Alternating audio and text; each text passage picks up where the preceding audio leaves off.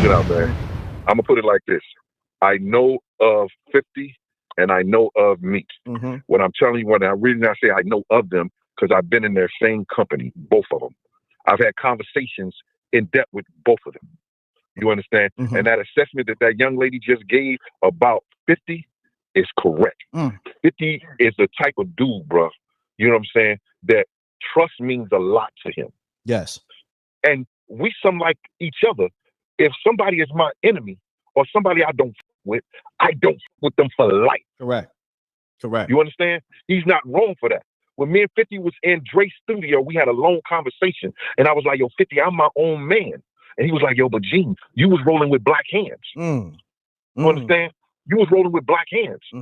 You understand? I said, I still stood up for you, 50, because he came to my house, gave him the best. You understand what I'm saying? I still stuck him in the midst of Chaz. Chaz, one of the biggest gangsters. I was like, yo, my man, that ain't right. He told me what he felt. I told him what I felt. When me and 50 had that conversation, he said, yo, Gene, I didn't know who to trust, so I didn't with nobody. So I got to respect that. Correct. You feel me? Correct. You understand? Me and Meech been on tour buses in the same clubs, in the same space, in the same hotels. I've had a conversation with Meech after Wolf was murked. You understand? Meech is the type of dude that he want to get money and spread the love. Facts. You understand what I'm saying? He want to get money and spread the love.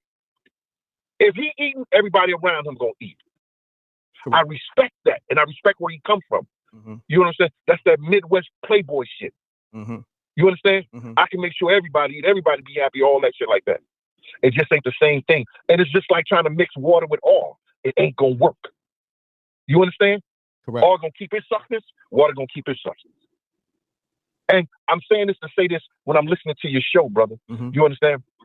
It's not gonna get, unless these crackers take it upon themselves and they buy the rights to the BMF series, buy the rights for that, it's not going to happen with 50.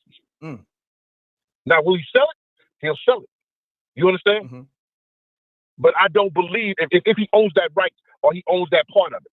You understand? But my whole thing about this whole shit is this. A lot of these fugazi dudes get out here and try to put paperwork on things, try to make things what they aren't. I know Cuffy too. My brother and them know Cuffy down there in St. Louis, period. He a serious dude. If Cuff had a problem with Meech or Cuff said something or did something, he'll let it be known. You feel me? Got you. You understand? He will let it be known. Ain't nothing soft about him. Ain't nothing scared about him. He done put in work and will put in work and has had that part in his life. You feel me? I know the Buchanans, all of them. I grew up on the same block with them in St. Louis, in Wellston. The Gates and the Buchanans and all of them. So I'm saying this to you, bro, that it's these dudes out here that's trying to get somewhere on the internet in which they had their establishment like a Meech. And they come out here and they put all this crazy stuff on there. Well, we got paperwork, we got this and we got that. And the shit be fugazi, bro. Meech is a stand-up dude, bro. You hear what I'm saying? Correct. Meech is a stand-up dude. Now, and it's nowhere. Let me ask you this. Not to cut your wisdom. All right. We're not disputing if Meech is a stand-up dude or not, but him aligning with Rick Ross, did you not see this coming with 50 Cent? Listen, let me say something, man. First of all, you Ray Charles, Stevie Wonder could see all that shit. You understand? They saw it, but you know, when they heard about it. Fact. You understand? But see, you got to understand this. When you've lived a certain time in your life, man, and you want to be in a certain position in your life, it ain't what a dude can say. Sometimes it's what somebody can do. Now, if Rick Ross could bless Meech, you understand? More so than 50, because they wasn't really making no money off that show. Trust me. They ganked my man off that show. My man is the one who started, gave BMF their first start. That was Alexander Newell, and that was Lawrence Newell from the Brewster Projects. Me and Alexander Newell played basketball for him. That's the first dude that I ever went to the gambling table with in Atlantic City, and he popped him. Crazy. Damn. KK. Alexander Newell. Hell of a basketball player from Detroit. Used to come to my house. We played ball together. We lived in the same dorm room together. You understand? So I know these people personally. Hold on, Big Gene. I need everybody to know we got Gene Deal on the line. Run the likes up on YouTube. Run the likes up on Facebook, Twitch. Salute to Shantae. Ensure with Shantae, one of my sponsors for the Ladies Night event. Thank you. She's in the building. And we're going to run Ladies Night back 100 times. Military time, as well as Be More time, New York time, all the way down to the South. I got so many calls for doing that Ladies Night. Everybody wanted in their city. New York even called me, but New York, y'all got to wait. But you know, it's my family, right? Oh, yeah. That's your, but look, hold on. That's the ill part. I met Shantae at Gene Deal Barbecue. That's the ill part. This is why, look, this is why you keep things G'd up, because everything, it just works better in that fashion. So Gene Deal said to me, he said, Rec, you know, if you don't come to this barbecue, I'm not never fucking with you ever again in life. Did you not say that to me? No doubt. And you can't do the motion picture. That's a fact. It did a whole nother motion picture, January 31st. Yo, but man, listen, I ain't gonna hold it because I know you're getting a lot of calls, Rec, but I just want to say this, man, is that, you know, like, you know, it's certain situations that we all ain't gonna be able to eat together. We ain't all gonna be able to party together, do all this shit like that, man. But as long as they keep it respectful, you understand, and don't bring no street and no gangster shit into making this money and doing this stuff like that, it's cool in the game. Everybody gonna have their opinions. Everybody gonna rock with whoever they rock with, and it's fine and good, man. You know what I'm saying? Rec, you know, I saved a lot of dudes, and I played a part in a lot of people getting money and never reciprocated nothing back from them cats. Correct. And never asked for it. You understand what I'm saying? I've always been a dude that, yo, when this guy need to talk to that guy and they were scared to talk to him, yo, I'm gonna talk to Big Gene. I'm gonna put it together. When a dude had a beef with somebody, I'm gonna call Big Gene. Big Gene, go talk to him for me, see who we were able to talk to. I've done that, and I got countless of stories.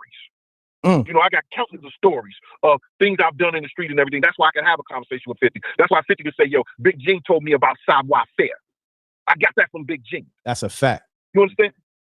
Yo, but so I want to ask you this. About it is, not to cut your wisdom, because I got to ask you this, because you mentioned it, and I wanted to ask you this, and you wanted to continue to speak. So that day, you got that call with Wolf and the whole Big Meech situation, because I think Wolf called you first, right? Correct? When that went down? Or you got the call afterwards? I got the call afterwards after he was murked. Oh, wow. Go ahead. So could you go back to that day, man? What was you doing when you got that call? I can't even tell you, man, because I've always worked 2 jobs, bro. I've always did parties and things like that. I've always been responsible for a lot of shit. This is the first time in my life that I never gave my time to other people. And this is the best time in my life. You understand? I'm doing what the fuck I want to do, sitting back on my retirement, sitting back, you know, making this little book money, making this little YouTube money, you know, being able to do shows and stuff like that. Facts. But to answer your question, man, when I got that call, I knew, and I told you about this. See, people just think I'm making this shit up as I go. When Wolf got murked, my mind went back to the time I was in the office with Puff. And Puff told Wolf, I don't need you no more. I got Meech. And Wolf said to Puff, and I got this in my 3rd book, he said, I'm going to show you them niggas ain't who you think they are. Wow. So it's a bigger story than was ever told. You understand? It's a bigger story than ever been told. Like, people want to try to make other people believe that, yo, this was some bodyguard nigga, security nigga, stuff like that. Nigga, what you talking about? I sat in the meetings. I made decisions. I told people, you understand, and I said to people what they should do and what they shouldn't do. Correct. I was at the table. I ate off the plate. And a lot of guys don't want people to believe that because I come with the truth. And the truth hurt who they are and what they about. When I tell you that a nigga wasn't about shit back in the days like that, he trying to sell you a story, that's the true thing about it. He trying to sell you a story. He wasn't like that back then. You know what I'm saying? Shout out to Lou Sims, you know, with that new book, you know, A Time in Harlem. You understand? Once Upon a Time in Harlem. Shout out to Unique with his book. And shout out to both of my books that's out there. That's Gene Deal, My World of Bodyguard and the Hip Hop Star, and Gene Deal, Life After Death when Bodyguard and the Hip Hop Star. I'm gonna give you the real all the time, Reg. You know that. Nah, you was the only one that went online with me and say, yo, we gonna run this shit to the wheel.